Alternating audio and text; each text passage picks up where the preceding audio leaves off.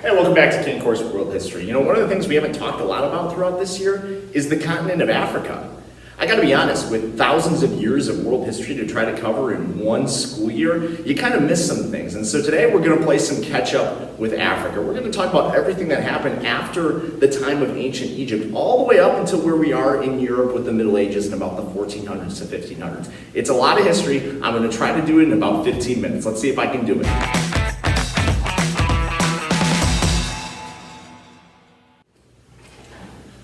All right, come on, Cain. You got this. 15 minutes on the clock, and go. All right, so we haven't talked about Africa a lot this year because naturally it's very secluded from the rest of the world. Oh, and by the way, most of North Africa is covered with this. That's right, the Sahara Desert, the world's largest desert, kind of made people think that there wasn't really anything to Africa besides Egypt and the Sahara Desert. By the way, do you know what the word Sahara means in Swahili? It means desert. So technically we're calling the Sahara Desert the desert. Kind of redundant, but you learn something new every day. Aside from the Nile, there wasn't much there. But if we look at an actual geographic map of Africa, we know that below the Sahara is actually some lush land in what we would call the savanna.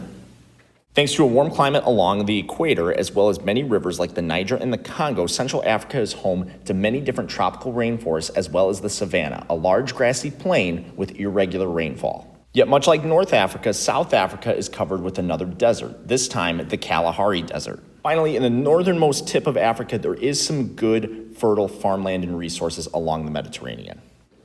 But overall, the bulk of Africa is covered by desert, which is why a civilization like Egypt, which we had discussed at length, was such an anomaly. And that was truly because of the Nile River. Remember, Egypt is wholly the gift of the Nile. Yet Central Africa will be home to a number of different civilizations as well, and we'll begin to unpack some of those today.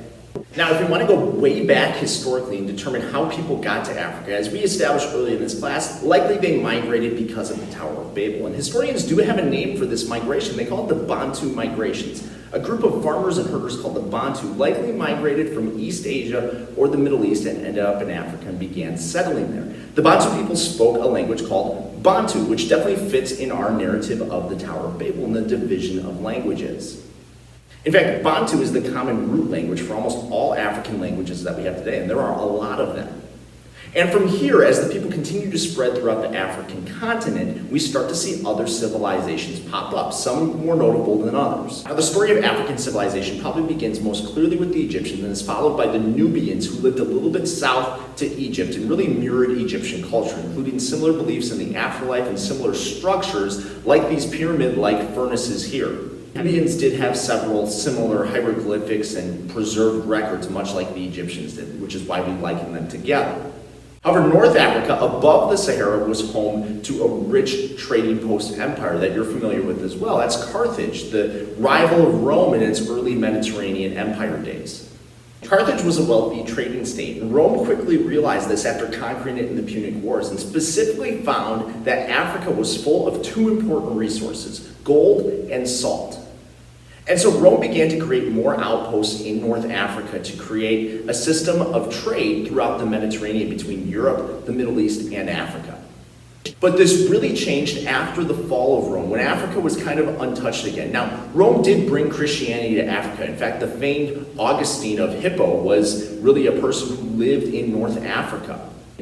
But when Rome fell, so did the Christian influence, and Africa itself began to change because of the introduction of another rapidly spreading religion we've already covered, Islam. Muslim merchants quickly found the same success in trade that the Romans did, but they were even better equipped to travel through Africa, specifically through the Sahara. See, the Muslims brought with them from the Arabian Peninsula camels. Camels became known as ships of the desert because they allowed you to travel for days in hot conditions and were also specifically equipped to actually make it through the tough terrain of sand. This is what truly opened up Africa. It brought in a number of new trade routes and opportunities, and it also allowed Islam to spread throughout the continent.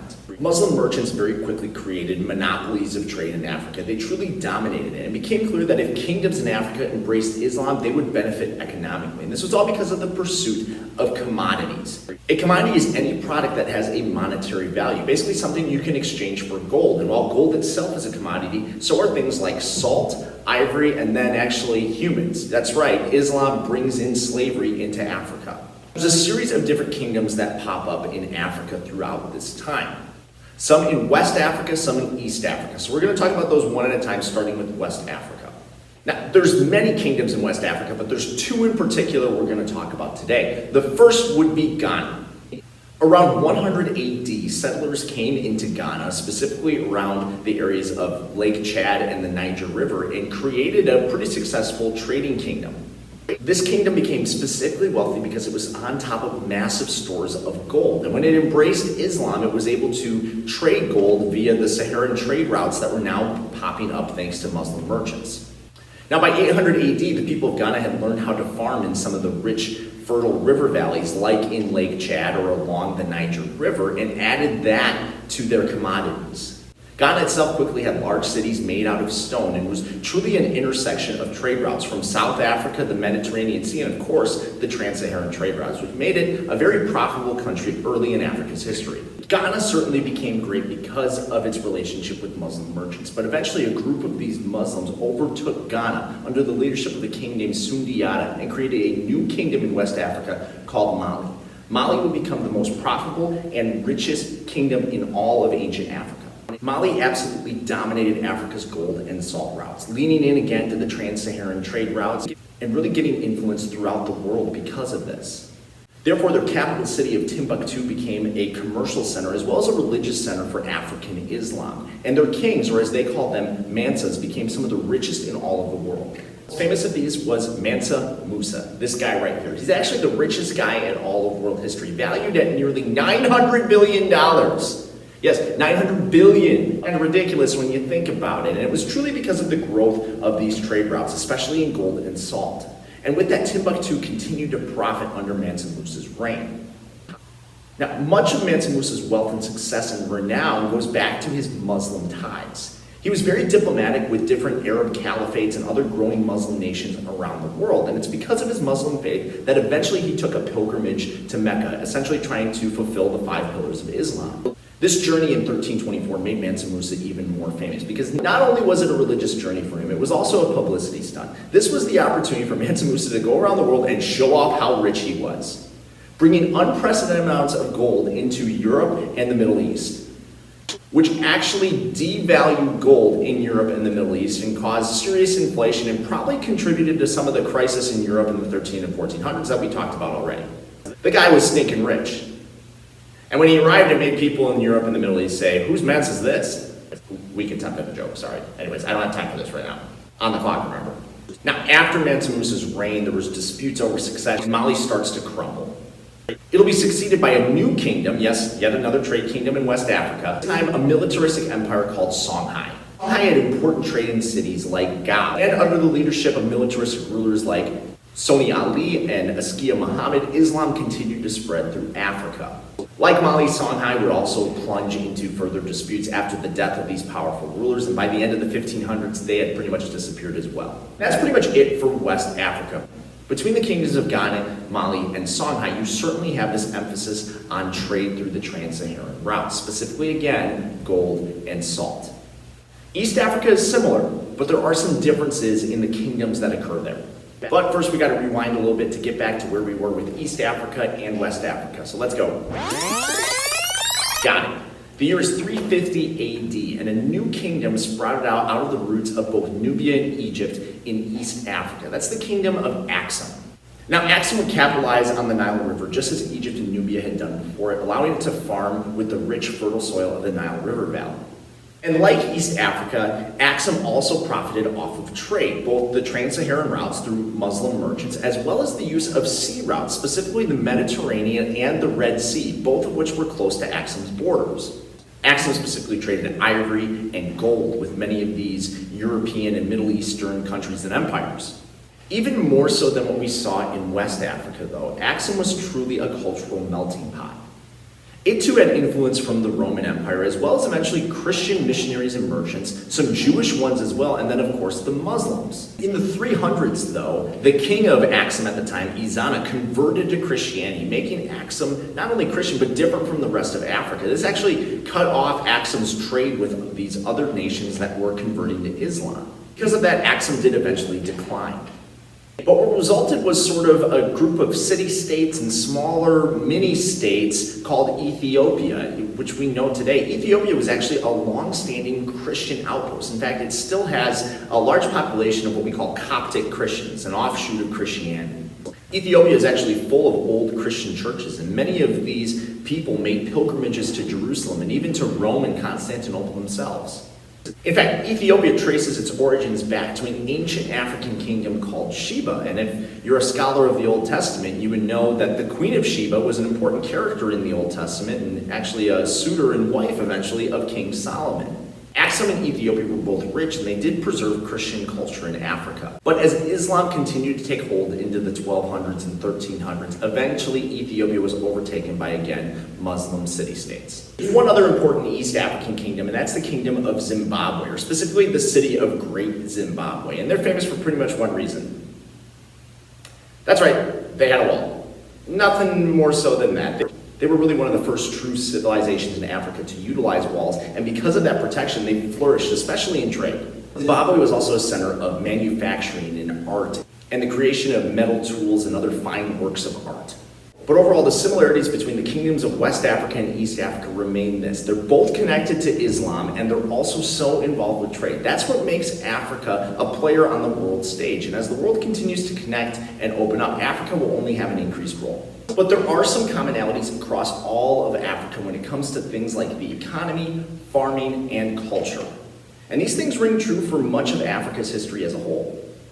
For example, remember the Bantu people were hunter-gatherers. We've talked about this at length before, but early peoples were often hunters, gatherers, and nomads following their food. And that's probably why people ended up in Africa. They were searching for food. And over time, eventually, they became farmers, as most people in world history did.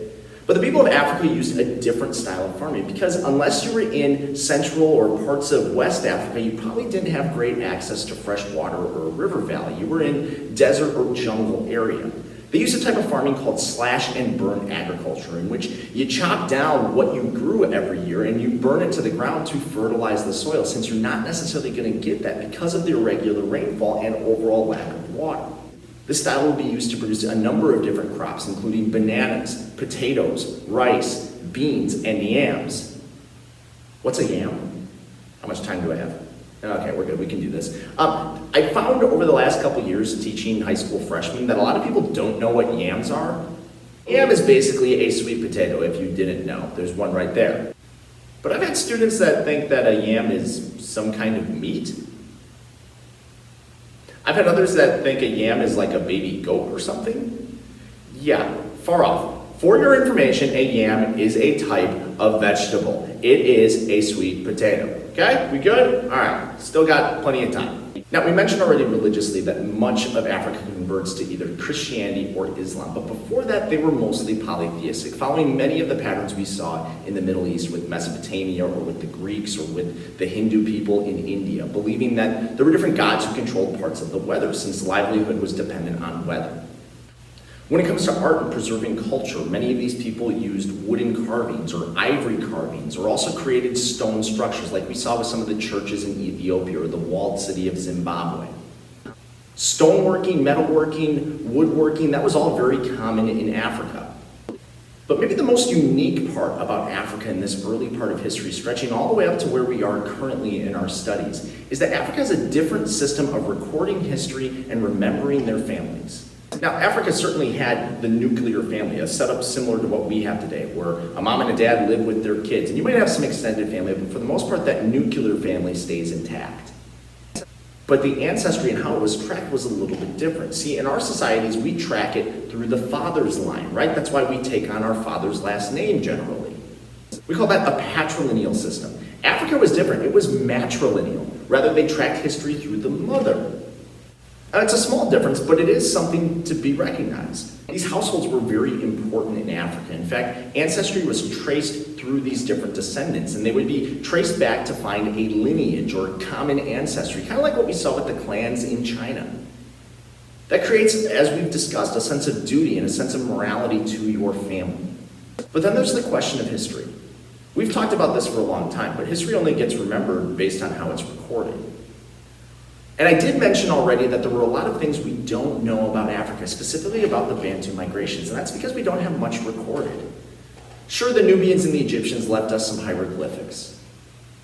But we don't have written records like we did with ancient Greece or Rome or some of the countries in Europe. Africa was reliant on oral tradition, things that were passed down through stories, one family to another. History was preserved, but there's obviously room for error there.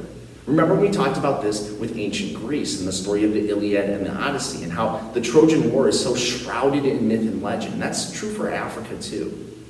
So while we definitely know a lot about it based on what was left behind, there's some issues with accuracy here. Which is why so much about Africa remains a mystery. I got it. Told you I could do it. So there you have it. In just 15 minutes, I managed to cover 1,000 years of African history. And please note that Africa will become a bigger player in our story as world history continues. As more and more parts of the world come into contact with each other, Africa will no longer be secluded. It will become a part of this greater story. But that's a story for another day. Thanks for watching. We'll see you next time.